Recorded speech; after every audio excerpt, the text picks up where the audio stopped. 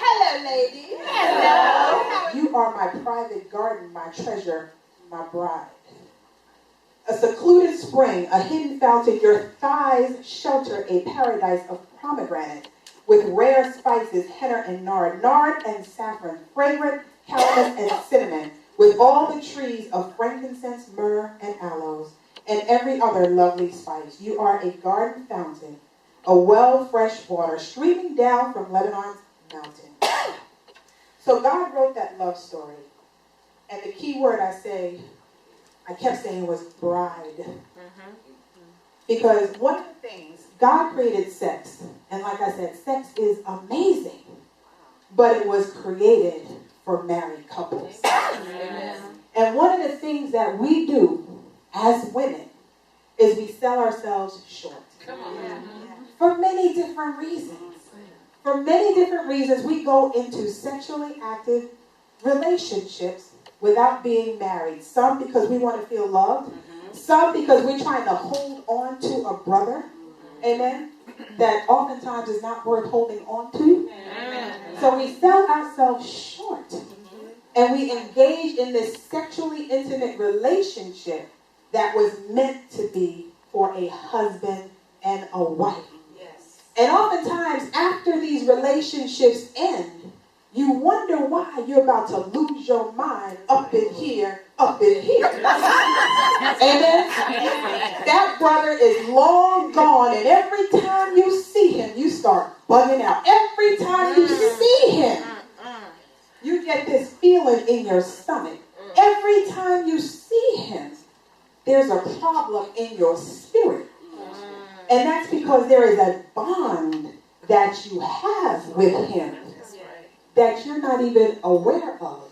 Because many of us don't understand that there is a neurochemical in the brain that is released when you get involved in intimate relationships. It increases the desire for more sex. It increases the desire for more touch. It makes it even harder for you to say no. Amen. And then when that brother starts telling you, well, if you love me, then... Okay. Now you done gazed into his eyes. You done laid in his chest. You done hugged him up. So now when he asks you for sex, it's hard to say no. So you know when you're in church, they do that holy hug? That's safe. Do the holy hug, boom, and get off. I'm telling you. You go ahead and linger with that brother if you want to, and that brother walk away, and you be like, no.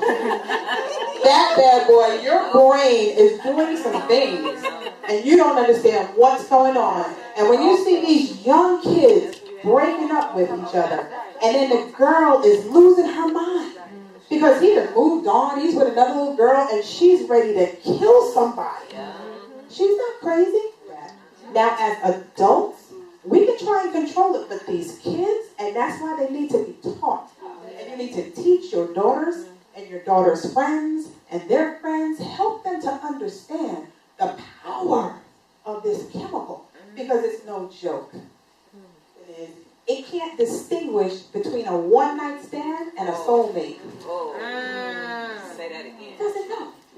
It cannot distinguish between a one-night stand and a soulmate. So you call yourself being cute after the club, you've been there, after the club, and you start hooking up with a brother and thinking you're going to get with him for a night. The next day, when he's gone, you're going to have some feelings. And you're going to wonder why, because it was not your intention. You were just with the brother for a night, for a moment, but you're all caught up. What's that? So when you see these kids wanting to kill each other over their love, they don't even know nothing about love. Okay?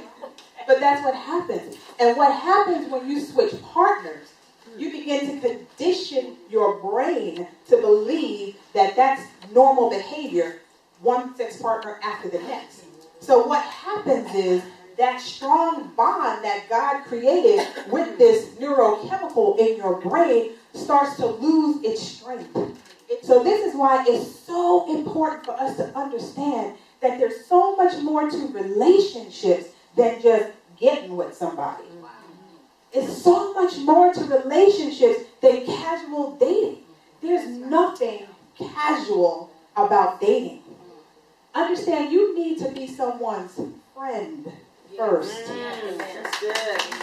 Friends first.